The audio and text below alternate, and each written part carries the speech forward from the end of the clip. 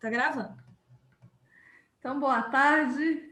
A gente em banca presencial, a gente sempre fala boa tarde a todas, a todos, porque às vezes tem plateia, tem os familiares do candidato, do aluno, às vezes os meus familiares, meu filho já assistiu banca, eu acho uma graça, né? Meu filho já quis assistir.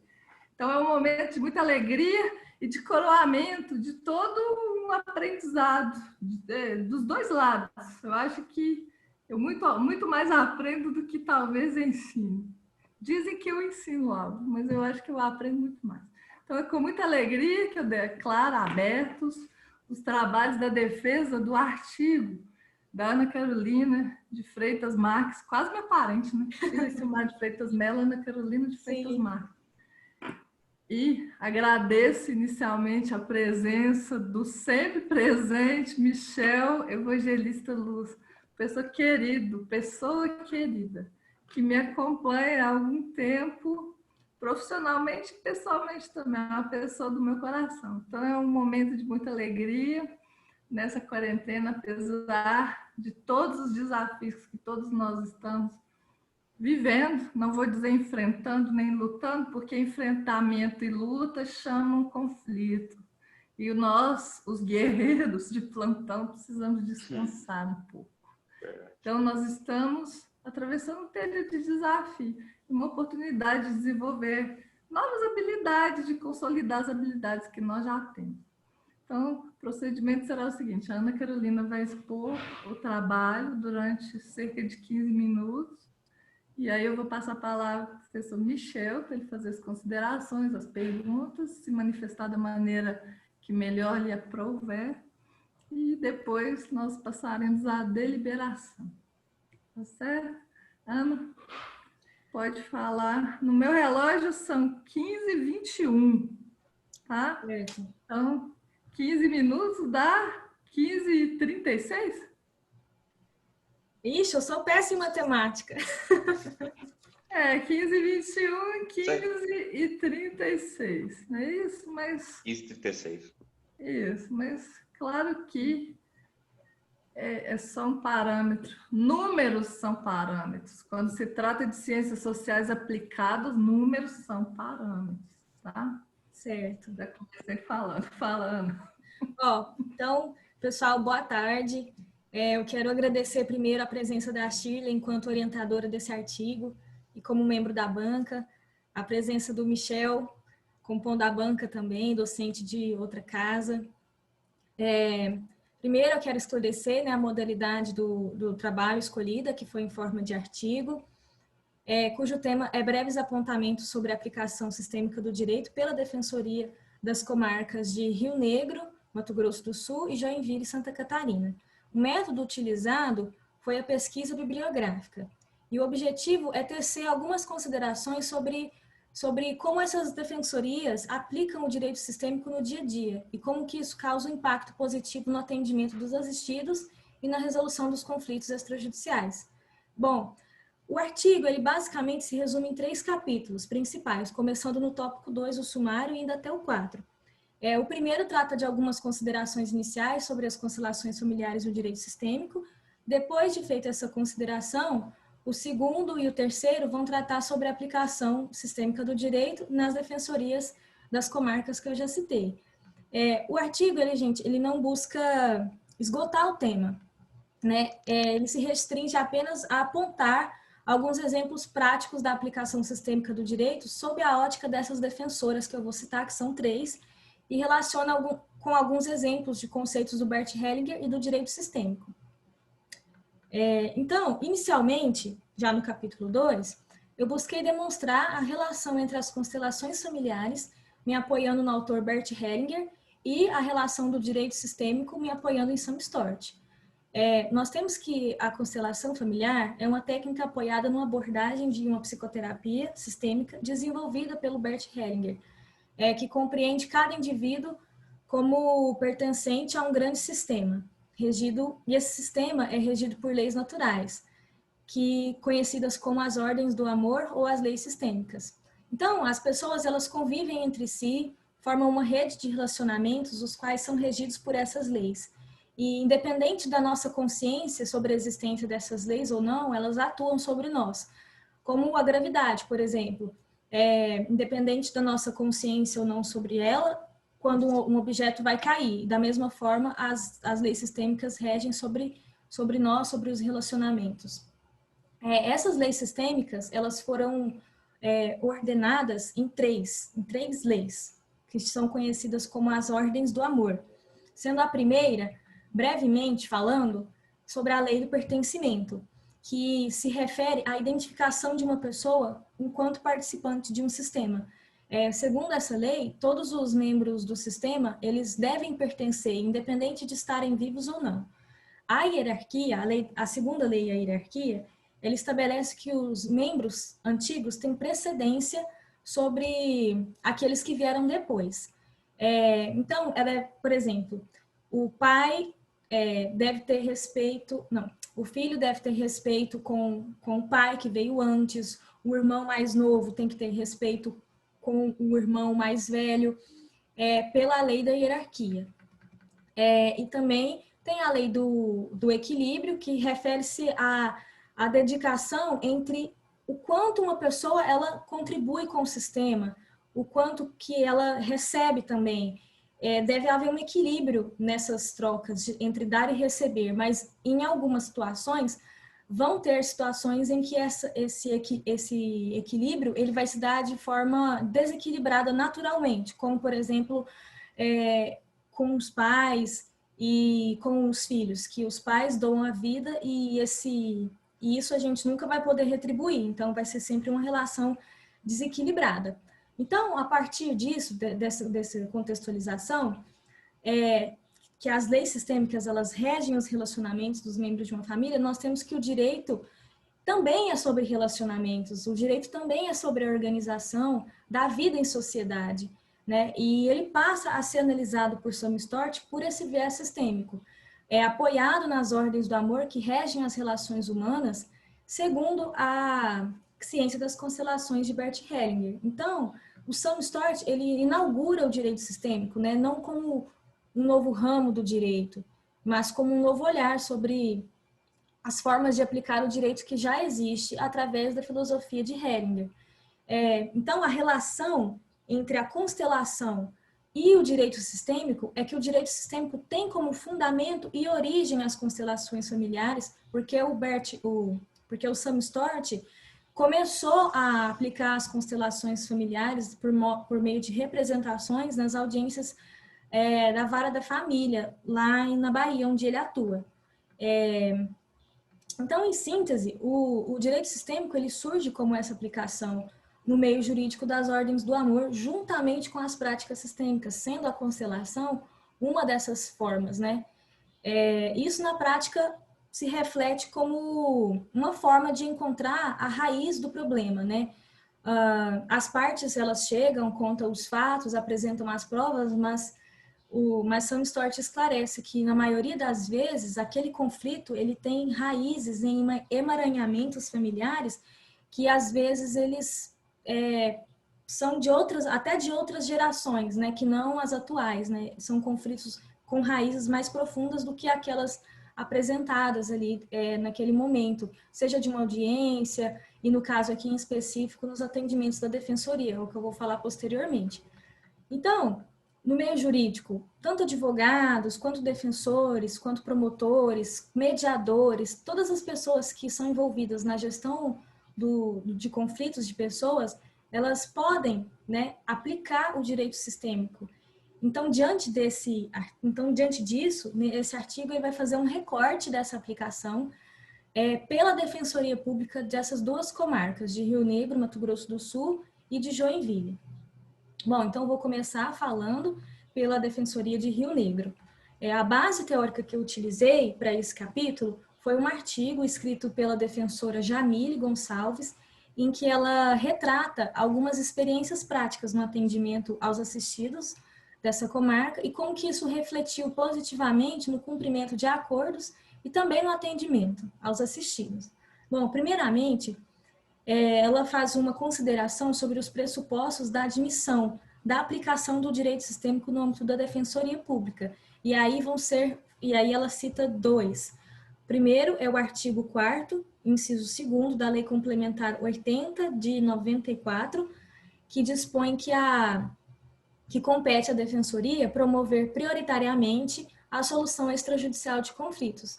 E também o inciso 4º, que dispõe que a Defensoria Pública tem uma função institucional na promoção prioritária da solução extrajudicial de conflitos. Então, além desse arcabouço legal, a Defensoria Pública também deve buscar acompanhar o movimento do judiciário no sentido de promover a resolução extrajudicial dos conflitos, né? Que no CPC de 2016 ou de 2015 já traz a mediação e tudo mais, regulamentado. Então, nesse sentido, a aplicação do direito sistêmico no âmbito da Defensoria, na comarca de Rio Negro, ela vem sendo implementada aos poucos. Nos exemplos descritos, mencionados, eu não encontrei nenhuma aplicação da representação da constelação familiar. Então, a aplicação sistêmica do direito nessa comarca, ela vai se dar pela postura sistêmica e frases utilizadas nas petições. Em relação às frases, a defensora Jamile, ela cita alguns exemplos, como frases colocadas, por exemplo, em petições de acordo, enfim, frases como: faço minha parte e deixo a sua com você, sou grato por tudo que vivemos. Ela aponta que só o fato de ter colocado essas frases escritas nas petições e ter repetido para as partes, isso resultou num período de amostragem de agosto de 2018 até maio de 2019, em que nos processos que essas frases estavam escritas e foram ditas para as partes, não teve descumprimento de acordo, nem revisão de acordo, nem nada. Mas que no mesmo período, em compensação, os processos que não tinham essas frases e não foram faladas para as partes, teve um descumprimento de 11%. Então, é bastante relevante. Agora, já em relação à postura nos atendimentos, percebe-se que o norte são as ordens do amor e as ordens da ajuda de Bert Hellinger, né? Eles usam esses dois nortes para se posicionar quanto à postura. Então, nós temos exemplos de condutas tanto por parte do defensor, tanto por parte do assistido, condutas que, no caso, elas prejudicam a ajuda no momento de um atendimento, né? Então, eu fiz algumas sínteses no artigo de algumas condutas que ela coloca lá, e vou citar algumas aqui para vocês. No caso, ela coloca que é muito comum nos atendimentos aos assistidos pela Defensoria que ocorram projeções, transferências e fugas, de forma que o assistido vê o defensor como um pai, como uma mãe, e o defensor vê o assistido como um filho. Não, isso se dá, sobretudo, quando o defensor passa a realizar juízos de valores, ou ter pena da situação, ou ter raiva. Então, ele passa a permitir que o processo de transferência passe a acontecer. Isso porque, muitas vezes, essa posição de atuar como um herói revela os próprios emaranhamentos do defensor com o seu próprio sistema familiar. Provavelmente, esse defensor se julga superior aos seus próprios pais, né? E ele passa isso para o cliente, né? No livro As Ordens da Ajuda, de Bert Hellinger, ele aponta que a arrogância da criança em relação aos pais continua na arrogância do ajudante perante o cliente, no caso, perante o assistido. Então, e o que acontece? Nesse processo de transferência, quando ele começa a ocorrer, algumas consequências começam a ser percebidas. Por exemplo, uma exclusão da força do assistido como um adulto, capaz de entender as consequências dos seus atos, do seu destino. Por quê? Porque se o defensor passa a ver o assistido como um filho e ele como um pai, ele não vai ver ele como um adulto, sabe? Então, é como se ele não fosse suficiente para lidar com aquilo que está acontecendo, como se ele não conseguisse lidar, e aí então eu vou ser o pai dele, né? E esse juízo de valor, esse papel como um pai ou como uma mãe, se dá justamente por esse juízo de valor de pena. E, além disso, uma consequência é a frustração de ambas as partes, né? Porque quando o defensor se coloca como um pai, ou a defensora se coloca como uma mãe, ela vai tentar fazer de tudo por aquele filho. E quando falhar, a frustração vai ser muito grande. E da mesma forma que o assistido, quando vê no defensor a figura de um pai, na defensora a figura de uma mãe, ele vai pensar que ele pode cobrar irrestritamente, sabe? Porque é meu pai, porque é minha mãe. E ele vai se frustrar bastante quando, por exemplo, em uma decisão desfavorável ou alguma coisa der errado, entre aspas, né? Ele vai se frustrar bastante, porque ele vai achar que o pai ou a mãe não fez tudo que poderia ter feito. Então, entrando nesse... tá. Então, o Hellinger, nesse processo de transferência, fugas e projeções, o Hellinger ensina que uma coisa a se fazer é que o ajudante, antes de fazer juízo de valor, antes de nada, ele deve acolher esse assistido e dar um lugar de respeito e amor no seu coração. Então, ele deve procurar ajudar sem ficar lastimando, sem julgar, pois ao sentir a pena dessa situação, ou julgar que aquilo que aconteceu foi errado, teria que ter sido de uma forma diferente, ele abre portas para esse processo de transferência e aí a ajuda começa a ficar prejudicada.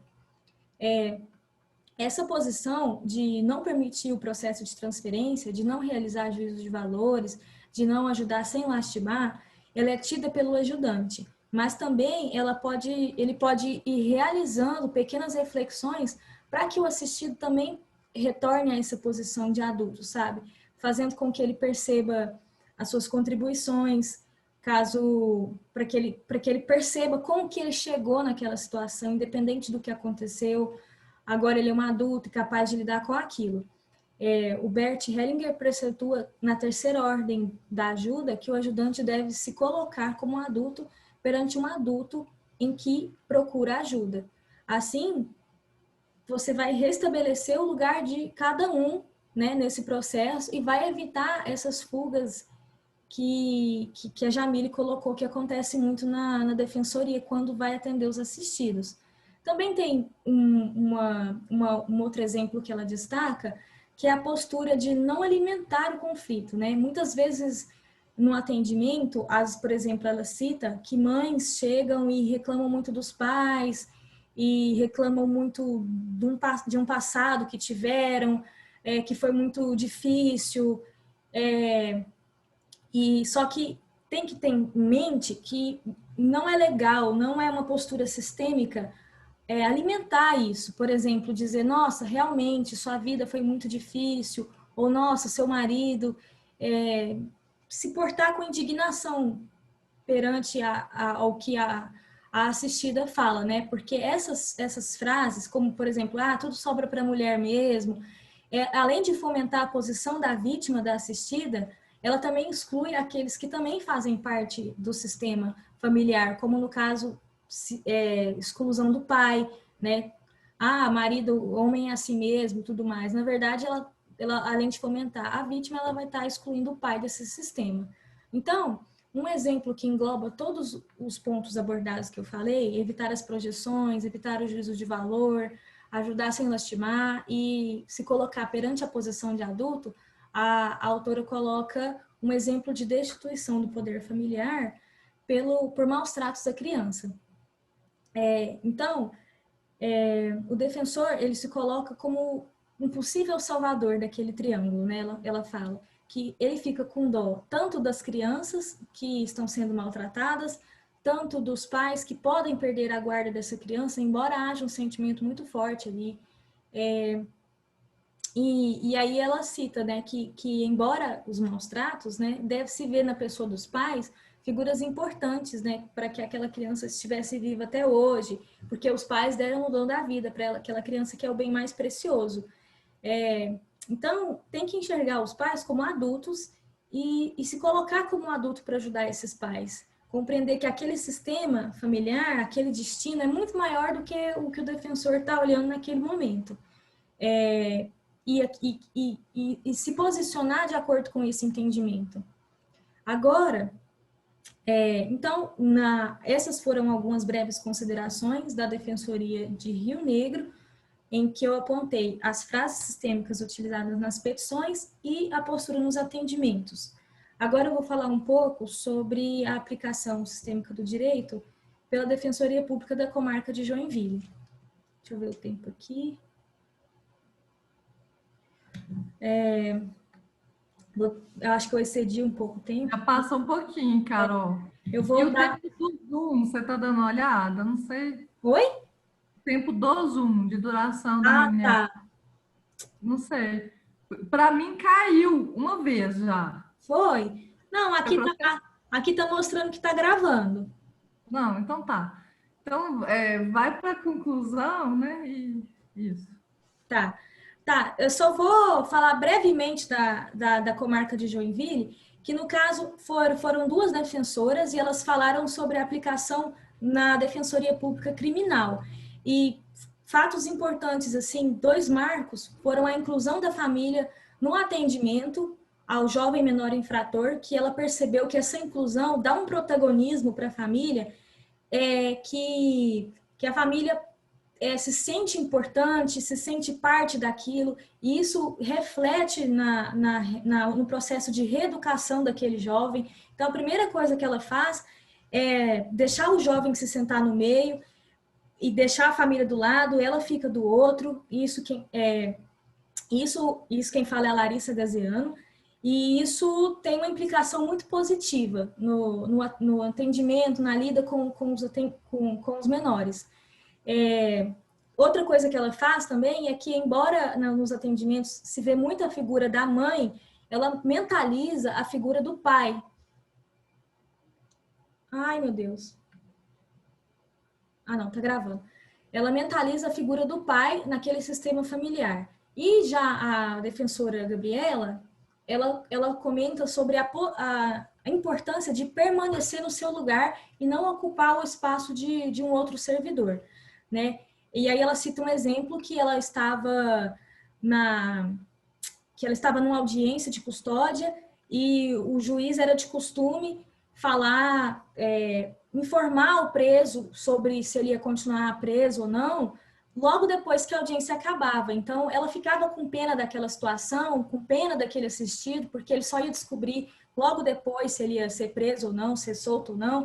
Então, ela pegava o documento que o juiz, o despacho, ia lá e informava o assistido. E ela via que o assistido achava muito ruim aquela situação, ficava desconfortável, independente se fosse bom, se fosse ruim, se ele fosse solto ou não. E ela pensou, e na próxima audiência que teve, ela pediu para a juíza, né, falou, olha, por ordem, excelência, peço que você leia, né, o seu documento e informe você mesma. E ela percebeu que isso fez uma diferença muito grande, porque a mensagem ela foi passada por quem escreveu e não por ela. E que depois, logo depois da audiência, o assistido buscava ela como alguém que poderia ajudar ela, e não como alguém que ia ler uma mensagem para ela falando, olha, você vai ficar preso, né, por mais tanto tempo. Então, essa foram os principais pontos da Defensoria de Joinville. E o que eu pude perceber nesse trabalho, uma conclusão geral, é que as leis sistêmicas, elas são leis naturais que, independente da nossa consciência, elas atuam sobre os sistemas. Nós fazemos parte de um sistema, a Defensoria Pública é um sistema composto por vários colaboradores que cada um tem seus sistemas e os assistidos também têm seus sistemas. Então, nessa lógica, cada um precisa ser reconhecido no seu lugar e na sua função, para que o sistema sempre leve para o mais. Para que o sistema fique harmônico, para que a ajuda seja de fato efetivada. Então, o assistido ele nunca deve ser visto como uma vítima, o defensor não deve se portar como um herói. Ambos devem estar na posição de adulto para que um adulto possa ajudar um outro adulto. Cada um tem seu papel e a sua função. E do lugar de assistido eu tenho força, do lugar de defensor eu tenho força, do lugar de juiz eu tenho força. Enfim, de todas as funções no direito, do meu lugar eu vou ter uma força e assim por diante. Então, a aplicação sistêmica no âmbito da defensoria, ela além dela promover essa resolução jurídica dos conflitos, ela também convida o assistido a refletir, mesmo que de forma inconsciente, sobre os seus emaranhamentos familiares, e ela consegue chegar nas raízes de um problema, trazendo paz para todos os envolvidos, né? Que é o que o Sam Storch fala que é o direito sistêmico, quando traz paz para todos. E isso, de fato, como eu trouxe aqui no artigo, se mostrou efetivo no atendimento, em termos qualitativos, no atendimento dos assistidos e em termos quantitativos nessa pequena pesquisa feita nos acordos e no descumprimento dos mesmos.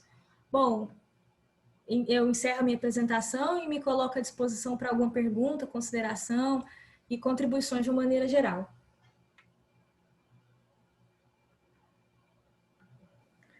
Falou bastante, né? São 3h45 aqui.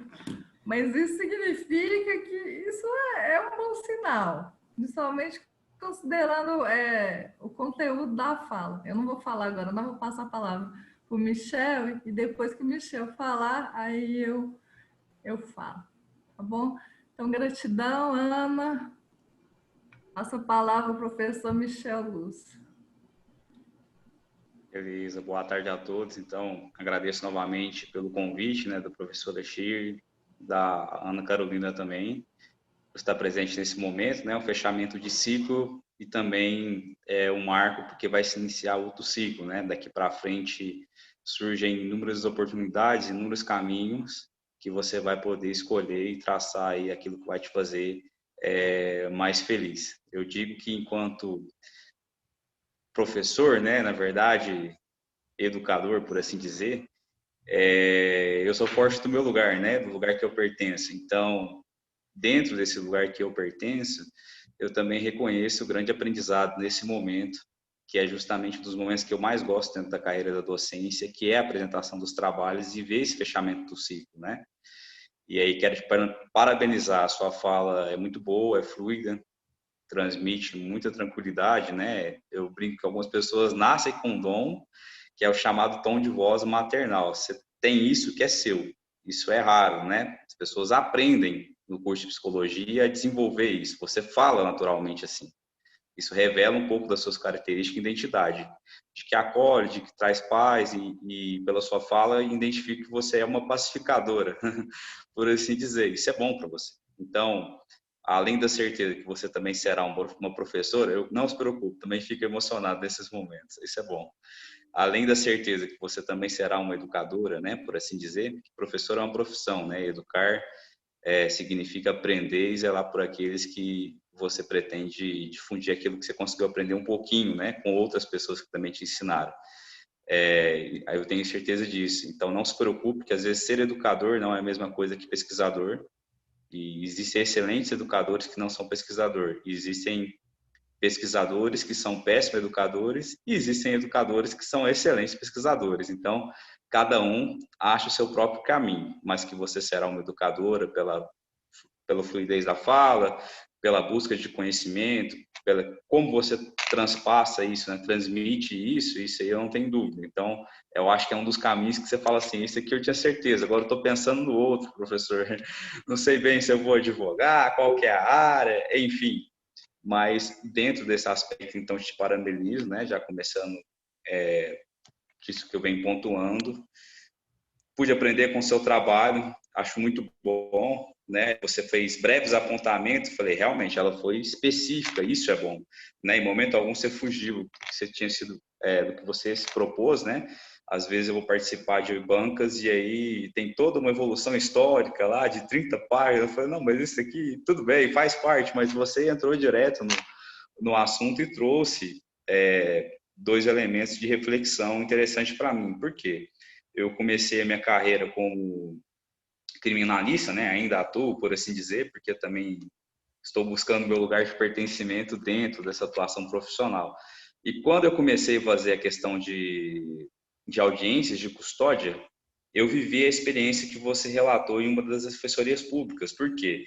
Alguns juízes aqui em Uberlândia, eles não davam decisão após a oitiva, né, e após o requerimento do advogado. Ele chamava o próximo e, ao final, Ele dizia, ó, em relação ao fulano de tal assistido pelo advogado e tal, arbitra-se fiança ou não. Aí você descia e comunicava à família, eu também comunicava a pessoa que estava presa, né? E aí, quando eu fui nessa reflexão, eu ri por dois motivos. Primeiro, eu entendi porque eu me sentia frustrado, porque eu me sentia frustrado, e, e também compreendi por que muitas vezes o meu cliente ficava agitado, nervoso, porque não era o meu lugar, não era o meu papel. Perceba, lógico, eventualmente eu comunico a decisão de um juiz, mas ainda assim eu não sou legitimado. Então isso me trouxe uma reflexão boa daquilo que foi meu início de atuação, né? Lembrando aí quando começou a transição para as audiências de custódia. Então achei muito interessante. Outro aspecto interessante do seu trabalho também, embora você não tenha, não foi raso, tá? Entenda. Na linguagem acadêmica, você não densificou, mas também não precisava, porque você não se propôs a isso, mas você pontuou uma coisa interessante que até ia mencionar com a Shirley para a gente discutir no projeto dela, que é a questão da constitucionalização do direito administrativo. Porque quando você fala para mim que a defensoria pública, que é um elemento essencial à função da justiça, né? A defensora, ela abre, chama o assistido, chama a família, você linka a ideia da constitucionalização do direito administrativo, né, com uma ideia de dialógica, né, de abrir para um diálogo para a população, e aí você faz com que aquela família, aquele cidadão e o assistido, respectivamente, sinta que pertence a algum lugar. Olha para a administração pública e se sente acolhido com base no que você fala para mim do Hellinger, né? Então, achei bem interessante esses dois aspectos do seu trabalho. E, em termos de perguntas, você praticamente fez um paralelo respondendo tudo que eu tinha em mente para te questionar, né? Mas eu já vou ressalvar uma pergunta aqui. Detalhe, que não é importante, não macula o seu trabalho de modo algum. Nós precisamos, antes de enviar, eu te auxilio nisso sem problema algum, te mando por e-mail, só padronizar a questão de referência, porque às vezes eu vejo que você faz a paráfrase, está ok, mas ainda que você faça a paráfrase, deixa a página do livro também. Em outros momentos, às vezes, como o modo que você está se posicionando, parece que é uma citação direta, e aí eu fico meio confuso para saber se você quis expor um pensamento de outro autor com base nas suas palavras, parafraseando, ou você quis citar diretamente, mas isso não macula de modo algum o seu trabalho, né? Estou mais atento aos objetivos e tudo que foi exposto do que à forma. A forma, enfim, eu não estou mais arraigado, como já fui formalista, não sou mais assim, estou dando mais valor porque é essencial. Perfeito? O questionamento para você é o seguinte, dentro da sua visão, né? Na verdade são dois, um de cunho mais pessoal, mas você tem um desejo pela Defensoria Pública, Ministério Público Estadual? Você se sente nesse sentido? Pode abrir. Tá escutando? Uhum. Então, quando eu estava participando do ensino médio, eu fui sorteada num programa para conviver um dia inteiro com um promotor lá da minha cidade, né? E aí foi aí nesse dia que eu decidi que eu queria fazer direito, que eu queria participar desse mundo. Eu achei muito mágico isso tudo. Mas eu acho que eu entrei com uma mentalidade de super-herói, sabe? E na medida do curso, principalmente com a realização desse trabalho, me abriu assim uma outra mentalidade, sabe? De uma atuação, por exemplo, da promotoria de uma forma diferente da que eu tinha visto com esse promotor lá em Tumbiara. Então, eu tenho vontade de exercer uma função pública, de colaborar com assistidos, não sei se enquanto promotora ou se enquanto defensora. Também já te comentei que eu tenho vontade de ser professora também. Então, assim, eu ainda não me decidi, mas respondendo a sua pergunta, sim, para as duas. Bom, eu percebo pelo objeto de pesquisa primeiro, né? Então, assim, isso atrai, chama atenção aos olhos. E, bom, agora uma pergunta mais técnica, né? Em relação à questão da lei do pertencimento, na sua visão, né, do que você pesquisou sobre o Hellinger, da sua pesquisa, você considera que essa aplicação de métodos, né, sistemáticos dentro das ciências jurídicas, ela levam também, obviamente, além da pacificação do conflito, mas ela também leva a questão do administrado se sentir acolhido perante a administração pública para a solução de seu conflito? Com certeza, porque quando você, enquanto assistido, você chega numa posição de pedir ajuda, né? E você chega num lugar, primeiramente físico, todo estrutura física toda montada, com os funcionários já com aquela lida ali, com repartições, tudo organizado, e você chega na condição de pedir ajuda com seus próprios problemas e tudo mais, e quando você chega nesse lugar e você se sente pertencido no sentido de acolhimento mesmo, sabe? Como se naquele momento, embora exista todo esse sistema, nós vamos abrir espaço para o seu sistema, né? E vamos escutar enfim, vamos ter uma escuta ativa, né? Eu acho que nesse momento faz toda a diferença. Eu acho que eu respondi a pergunta. Respondeu, perfeito. Bom, devolver a palavra então ao professor Chile, agradecer aí pelos apontamentos feitos, eu me dou por satisfeito. Então, passo a palavra para a Chile, para a gente dar sequência, então, aos trabalhos. Ligando o microfone. Olha, Ana, eu lembro do primeiro dia que eu te vi na sala de aula. Eu lembro da sua carinha. O Michel falando desse jeito maternal de falar, tem um lado assim, mas tem um lado que é revolucionário, tá? E me corrija se eu estiver errada. Tem um lado que quer chutar o balde, o pau da barraca e virar tudo de cabeça para baixo. Porque tem um inconformismo assim, muito grande, ao mesmo tempo que tem amorosidade, isso não tem dúvida. A Ana é muito gentil, gente. Ela é uma graça. Os meninos, meus filhos, querem que eu empreste livro para ela todo dia, porque todo dia vinha com um agradozinho, sabe? E por que eu estou falando isso? Porque uma pessoa que é grata, uma pessoa que recebe algo e tem a consciência de dar igual ou mais, é uma pessoa que tem uma noção do outro. E isso é muito importante no exercício de qualquer atividade que envolva relacionamento humano. E o direito, como a Ana falou, o Sam Stosh fala, o direito rege as relações sociais e o Hellinger sistematizou as leis que regem os relacionamentos. Humanos não são humanos, mas os animais entram no sistema também, né? Inclusive, eu estou escrevendo no livro da Juliane, coordenado pela professora Juliane, sobre decisões do STF. Agora eu estou escrevendo sobre aspectos sistêmicos da greve.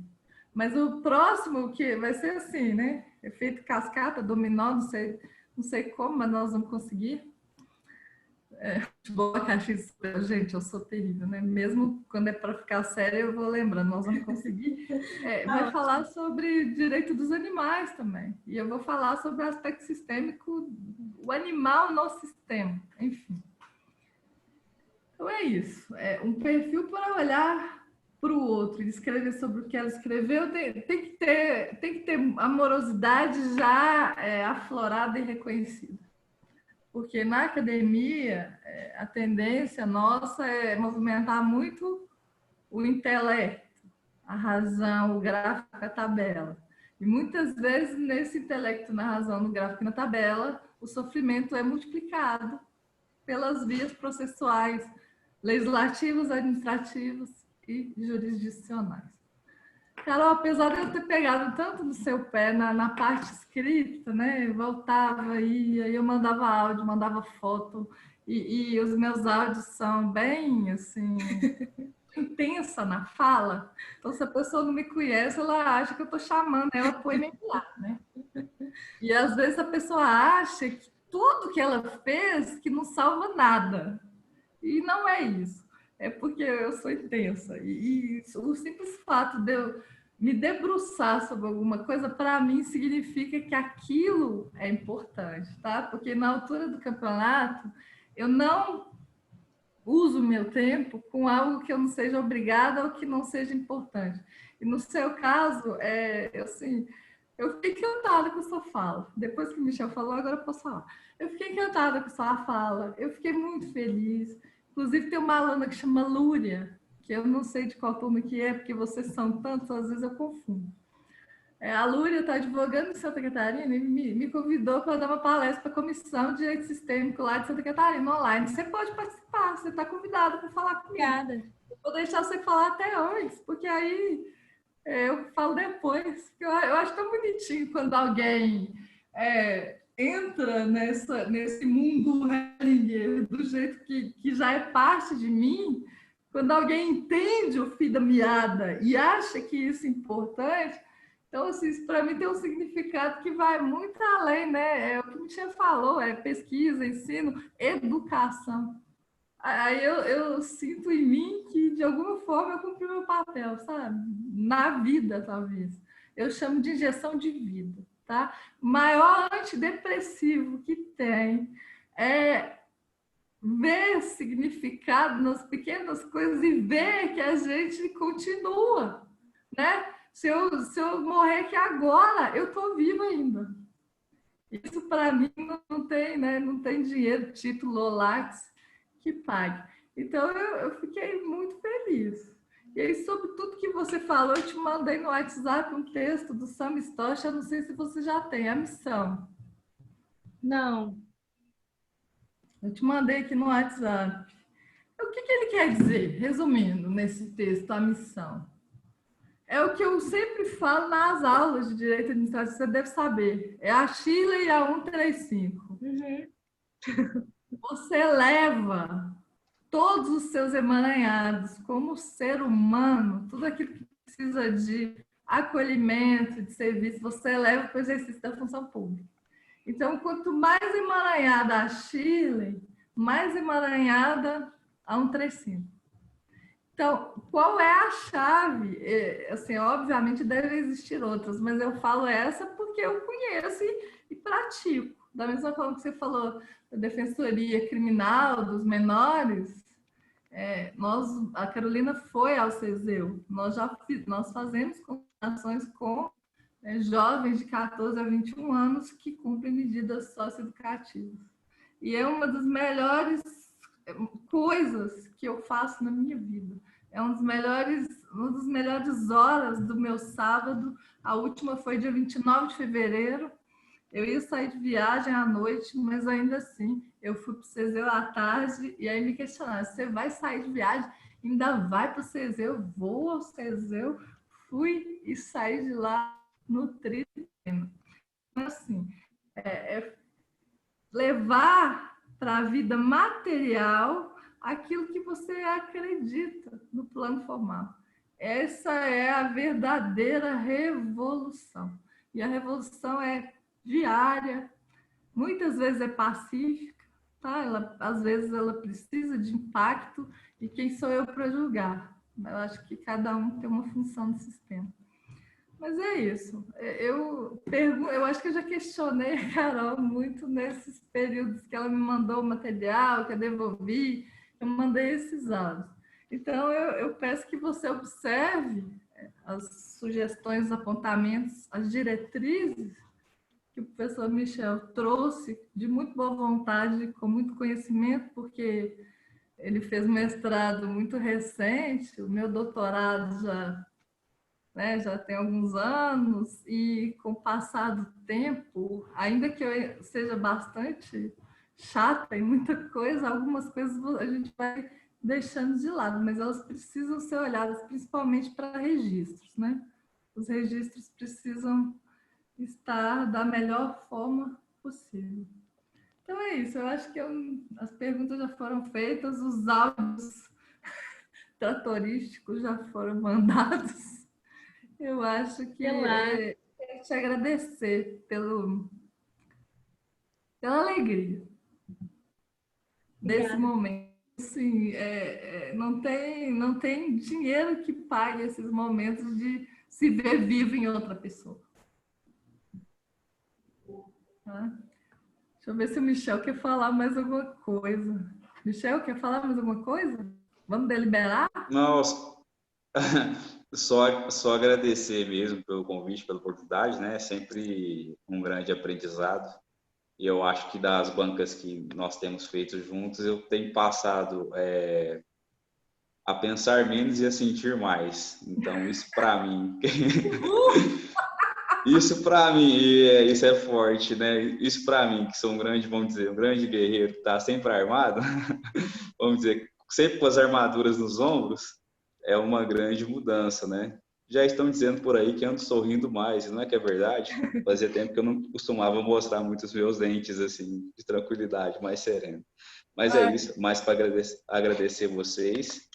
E, bom, a gente vai deliberar agora. Vou pedir para a Shirley ficar na sala. Eu vou ter que deixar, mas eu logo na sequência, porque o meu computador que estava linkado com o WhatsApp deu atualizando o sistema agora, entendeu? Então, assim, aí a gente vou conectar pelo WhatsApp, a gente delibera com você, você mantém aqui na sala e não tem problema, eu ingresso na sala de novo para a gente finalizar. Faz um print da tela, né, gente?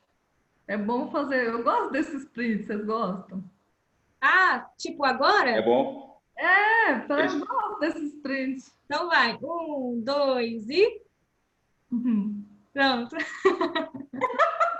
Adoro. Depois você me manda que eu movimento as redes sociais sempre, fica salvo lá nas memórias, lá todas as bancas. Bom demais.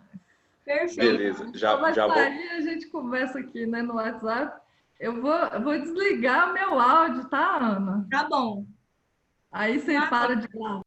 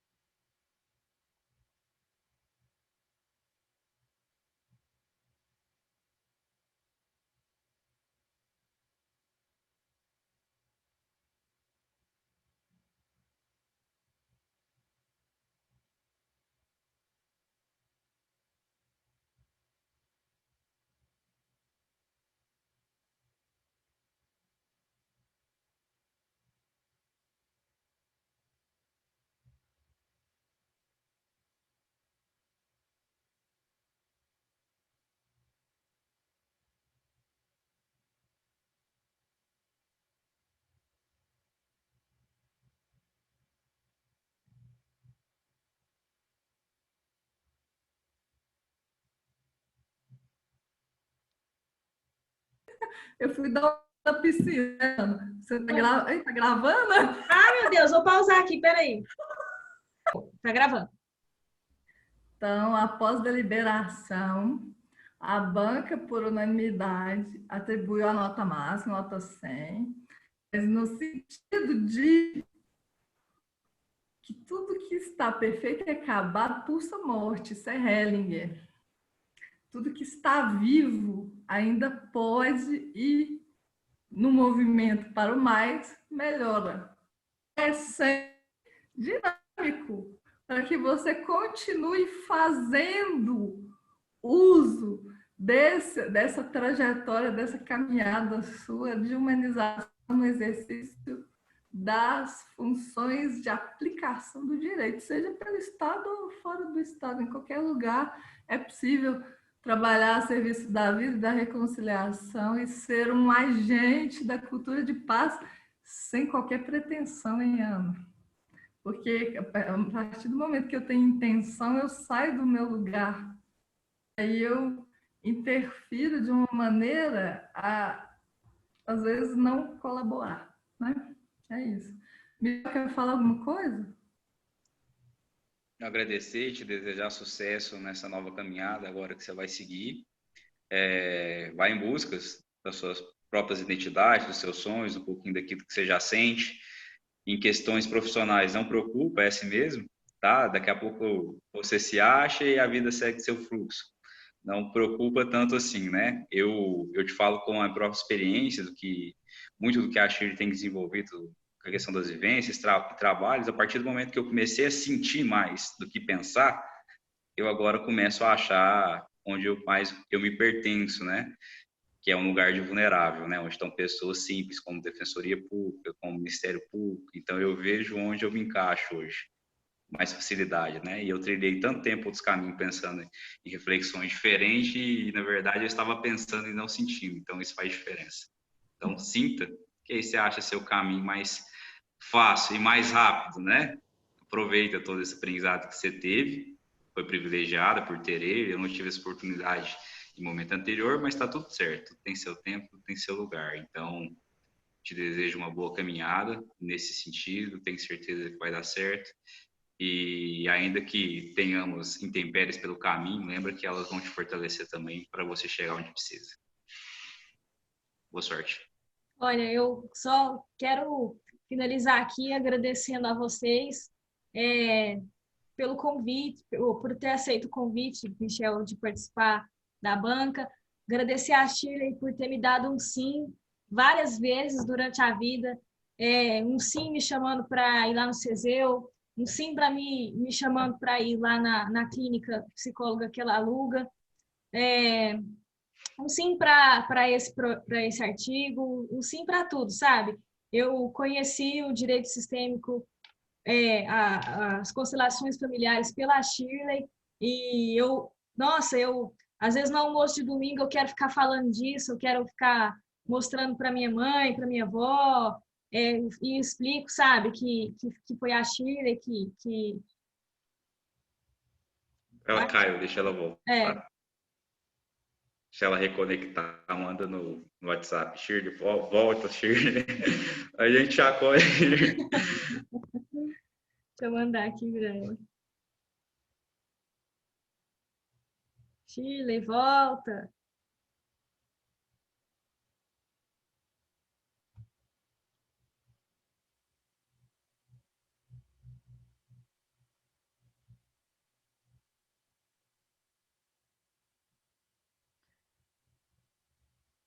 Ela falou, caiu, que isso?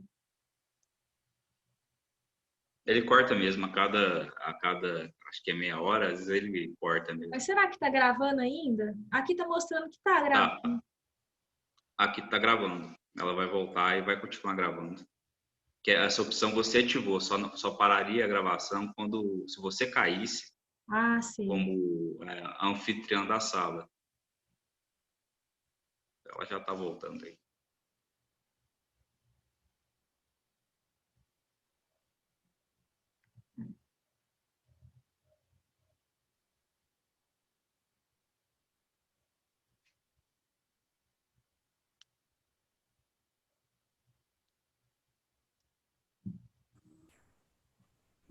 E voltou. Eu não estou entendendo. Eu entrei pelo celular e pelo computador ao mesmo tempo. Acho que foi. Internet, gente? Foi. Tem Foi. duas. Você está duplamente conectada. O que eu faço? Eu vou sair do celular. Aí o do computador fica, né? Agora deu certo. Isso. Gente, que rolo. A Ana estava falando pelo sim. Peraí. Ana, você falou que eu falei o sim. Como é que é? Não, é que tava falando que que você me deu sim várias vezes durante esse tempo que eu te conheço, sabe? E que a gente sabe quantas sementes que a gente planta, mas a gente nunca sabe quanto que vai semear disso, né? E eu tenho certeza que isso só vai florescer cada vez mais, porque isso é uma coisa que eu acho muito interessante, acho incrível. Vontade que eu tenho é de sair falando para todo mundo disso. E, nossa, ainda bem que eu fiz o meu TCC sobre isso, porque foi um período gostoso, sabe? Não foi nossa, eu vou ter que sentar para escrever, sabe? Não foi isso, de maneira alguma. Então, e agradecer por isso mesmo, e agradecer pelo Michel também, pelas considerações, pela receptividade. Eu falei com ele no WhatsApp, ele foi muito gentil, muito solícito, e isso para mim é muito bom, sabe? Me sentir pertencida a essa banca por vocês, e agradecer por esse dia, por esse momento, e é isso, gente. Obrigada, de coração mesmo.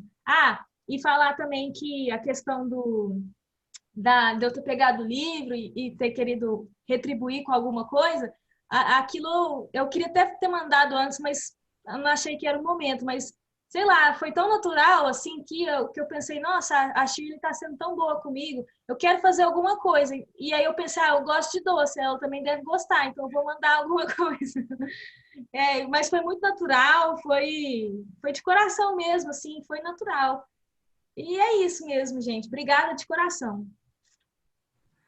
Então, daquelas assim, né? Nós temos que marcar mais coisa, porque eu acho que a gente ficaria aqui horas. Vamos encerrar os trabalhos. Pode marcar o café, pode marcar. Vou marcar o café. Se você estiver na cidade, a gente marca um café. Fechou, gente. Tá bom? Obrigada.